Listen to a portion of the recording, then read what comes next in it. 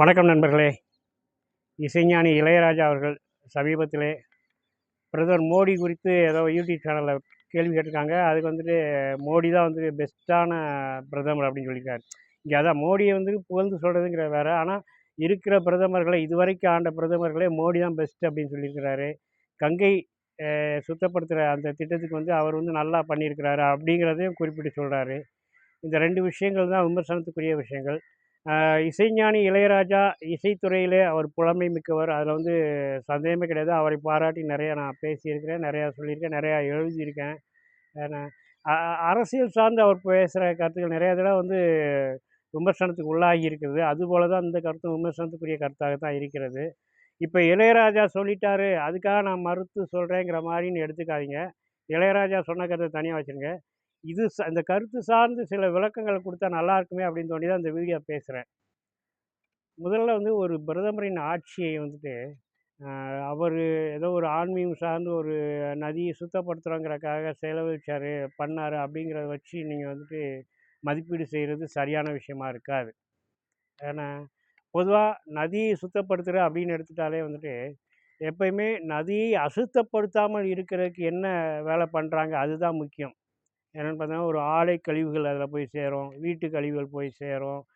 நிறையா வந்துட்டு அதில் வந்து மாசு சேர்க்குற மாதிரியான விஷயங்கள் நிறையா பண்ணிகிட்டே இருப்பாங்க. மக்களே வந்து அதை வந்துட்டு அசுத்தப்படுத்திக்கிட்டே இருப்பாங்க. அந்த மாதிரி விஷயங்கள்லாம் தடுக்கிறதுல வந்து என்ன பண்ணியிருக்கிறாங்க அப்படிங்கிறத பார்க்கணும்.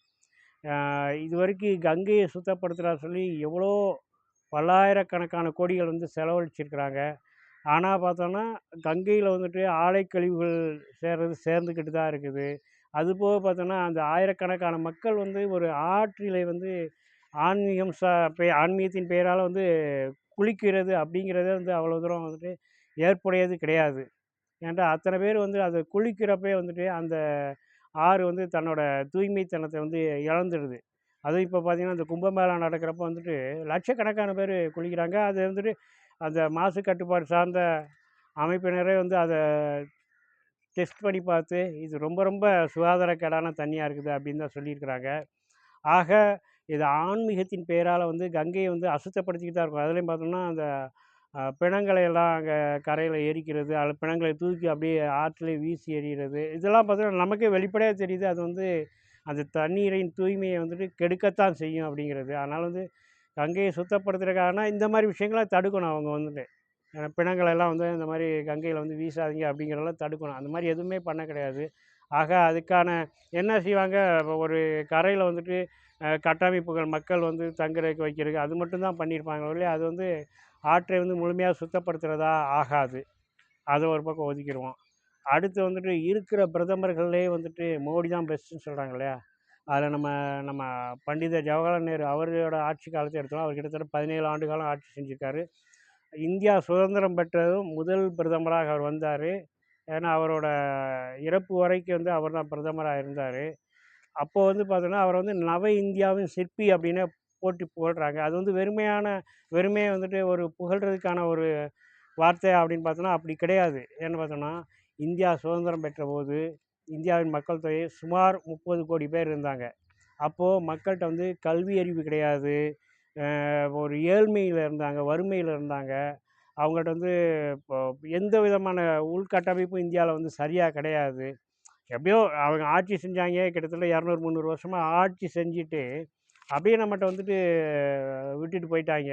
எடுக்கிறதெல்லாம் எடுக்குது சொல்லிட்டு ஒரு சில நல்ல விஷயங்களும் பண்ணியிருந்தாங்க. ஏன்டா ரயில்வே கட்டமைப்புலாம் வந்துட்டு அந்த ரயில்வே தண்டவாளங்கள்லாம் அமைக்கிறது அதெல்லாம் வந்து அவங்க பண்ணியிருந்தாங்க. சில அணைக்கட்டுகள்லாம் கட்டியிருந்தாங்க. இந்த மாதிரி சில உள்கட்டமைப்பு பண்ணியிருந்தாங்க. இருந்தாலும் வந்து இந்தியாவுக்கு போதுமானது கிடையாது. இந்திய மக்களின் கல்வி வளர்ச்சி, சமூக வளர்ச்சி இதுக்காக வந்து பெருசாக எதுவும் அவங்க வந்து பண்ணிக்கிடலை. ஆக அதுலலாம் வந்து நேரு வந்து கவனம் செலுத்துகிறாருங்க. அது என்னென்னு பார்த்தீங்கன்னா முதல்ல வந்துட்டு அவர் வந்து தேர்தல் முறை பார்த்திங்கன்னா சுதந்திரத்துக்கு முன்னாடி நடந்த சில தேர்தல்கள்லாம் பார்த்தோன்னா சொத்துக்கள் அடிப்படையில் தான் வந்துட்டு தேர்தலில் வந்து வாக்களிக்கிற உரிமையை கொடுத்தாங்க.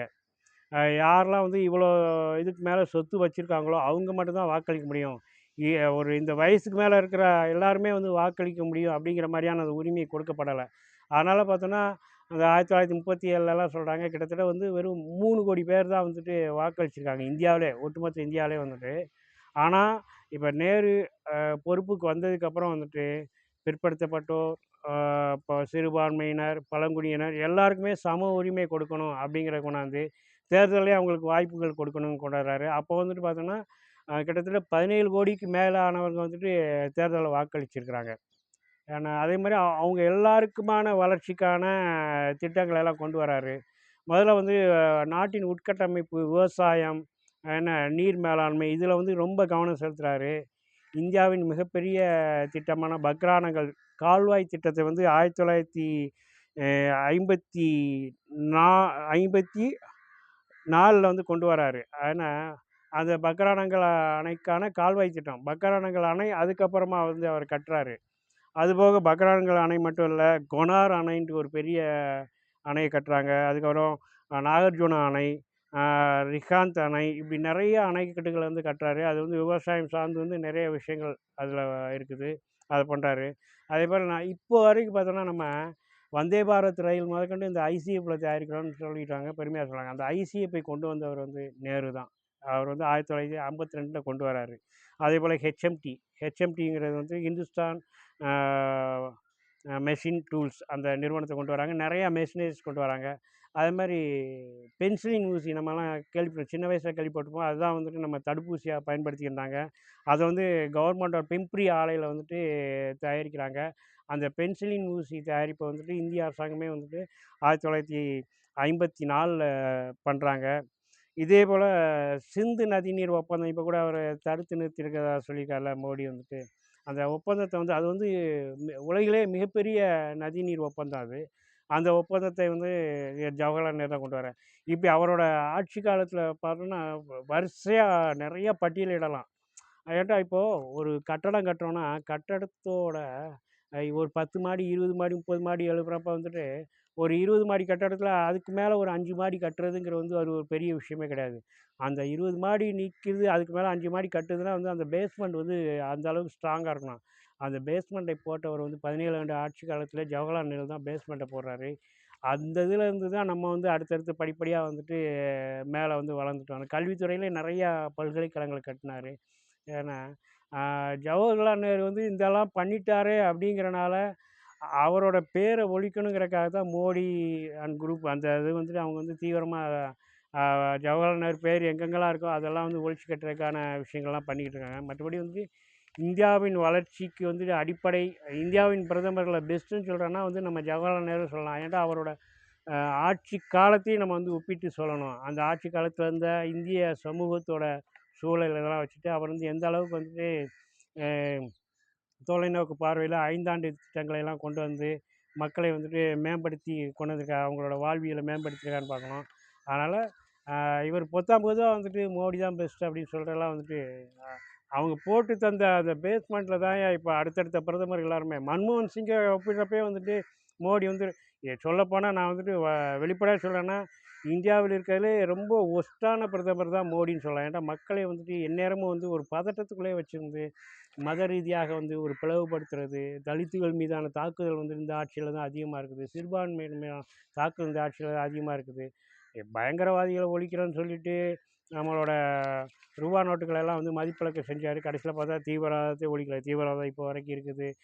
கள்ள நோட்டு பழக்கம்னு சொன்னாங்க. கடைசியில் பார்த்தா 2000லேயும் வந்துட்டு ரூ. 2000 நோட்லேயும் கள்ள நோட்டு இருக்குதுன்னு சொல்லிட்டு அதை கொஞ்சம் ஓரம் கட்டினாங்க. இப்போ பார்த்தா ரூ. 500 நோட்லேயும் வந்து கள்ள நோட்டு எக்கச்சக்கமாக இருக்குதுங்கிறாங்க. போகிற போக்கு பார்த்தா அடுத்து ரூ. 500 நோட்டையும் பழையபடி செல்லாதுன்னு சொல்கிறதுக்கான வாய்ப்புகள்லாம் இருக்கிற மாதிரி இருக்குது. இப்படி வந்து இவர் வந்து இது வரைக்கும் சொன்ன எதையுமே வந்து செயல்படுத்தலை. ஜிஎஸ்டின்னு கொண்டாந்து ரொம்ப கஷ்டப்படுத்தி நிறைய சிறு குறு தொழில்கள்லாம் அழிஞ்சிருக்கு. இந்த மாதிரி இவரோட ஆட்சியில் வந்து நெகட்டிவான விஷயங்களை தான் நம்ம நிறைய கண்கூடாக பார்த்துக்கிட்டு இருக்கோம். ஏன்னா நேரு வந்து பெஸ்ட்டாக ஆட்சி செஞ்சார். ஆனால் இப்போ இந்த விஷயங்கள்லாம் வந்துட்டு இளையராஜா வந்து சீர்தூக்கி பார்ப்பாரான்னு நம்ம எதிர்பார்க்க முடியாது. அவர் வந்து ஒரு ஆன்மீக பார்வையில் பார்க்குறாரு. அவருக்கு வந்துட்டு மோடி வந்துட்டு இந்த தீபாராதனை காட்டுறது, இந்த ராமர் கோயில் கட்டினது, இந்த மாதிரி விஷயங்கள் தான் அவருக்கு பெருசாக இல்லவே இல்லாத சரஸ்வதி நதியை கண்டுபிடிக்கணும்னு சொல்லிட்டு அதுக்கு ஆயிரக்கணக்கான கோடி செலவழிக்கிறது, இந்த மாதிரி விஷயங்களை வந்து அவர் பெருமையாக நினைக்கலாம்.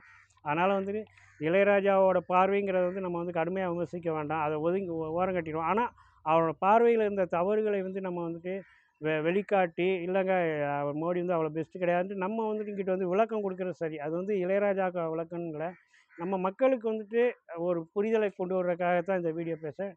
நன்றி, வணக்கம்.